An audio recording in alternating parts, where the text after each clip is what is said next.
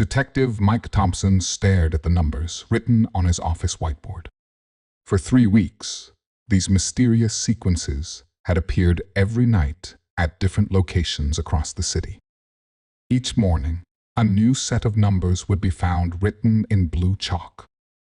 4, 15, 14, 20. 19, 20, 15, 16. 12, 15, 15, 11, 9, 14, 7. Another message was found this morning, sir, Officer Wilson said, entering the office with a fresh coffee. This time at the old library on 5th Street. Thompson took the coffee and nodded. What's the sequence? 28, 5, 18, 5. Wilson read from his notepad. The detective added it to his board, his forehead creasing with concentration. These numbers had to mean something. Each sequence appeared in the same neat handwriting, always in blue chalk. The strange part wasn't just the numbers, it was the locations. First, it was the high school gymnasium, then the community center. After that, the shopping mall entrance. Now the library. No security cameras had caught the mysterious writer, and no witnesses had come forward. Has anyone checked if these are coordinates? Thompson asked, though he'd already explored that possibility himself.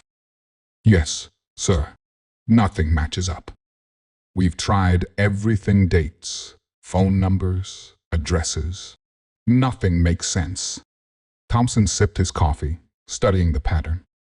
4 locations, 4 number sequences. There had to be a connection. That's when it hit him. Wilson, get me a basic alphabet code. You know, A equals 1, B equals 2, and so on. Wilson quickly pulled up the reference on his phone. A equals 1, B equals 2, C equals 3, D equals 4. Thompson's eyes widened as he began converting the numbers. 4, 15, 14, 20 equals DONT. 19, 20, 15, 16 equals TOP.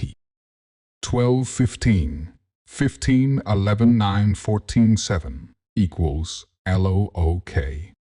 28, 5, 18, 5 equals THERE. Don't stop looking there, Thompson whispered, reading the decoded message. But where is there? He grabbed his coat. Wilson, come with me. We need to visit all 4 locations again. They started at the high school gymnasium. Nothing seemed unusual. The community center was quiet. The mall entrance was busy with shoppers. But when they reached the library, Thompson noticed something. The numbers had been written on the east wall, right next to an old newspaper archive room. The locations aren't random, Thompson said, excitement building in his voice. Look at the first letters of each location. High school gymnasium equals A. Community center equals C. Mall entrance equals M. Library equals L. HCML? Wilson looked confused. Not HCML, Thompson corrected. Look at the specific spots where the numbers were written. At the gym, it was by the office. At the community center, by the main entrance. At the mall, near the elevator. And here, by the library archives. HOME Wilson realized. Thompson was already heading to the archive room. The message says, don't stop looking there. Someone wants us to find something here. Inside the dusty archive room, they found decades of newspapers neatly filed.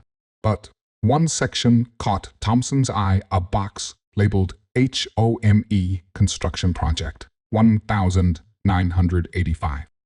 Inside were newspaper clippings about a massive housing project that had been abandoned after the construction company went bankrupt. But beneath the clippings was something else, a sealed envelope. Thompson carefully opened it and found photographs showing several men in business suits exchanging briefcases in the dark. Along with the photos was a ledger detailing millions in stolen city funds. Construction company didn't go bankrupt, Thompson said. The money was stolen. Someone knew the truth, but couldn't come forward directly. But why now, after all these years? Thompson pointed to one of the newspaper clippings. The city had just approved a new construction project on the same land, with the same company under a different name. Because history was about to repeat itself, he said. Our mysterious number writer just helped us prevent another massive fraud. The case of the mysterious numbers was solved, but it had opened the door to an even bigger investigation. As Thompson stared at the evidence, he couldn't help but wonder about the person who had led them here, someone who had waited decades for justice, armed with only chalk and a simple number code.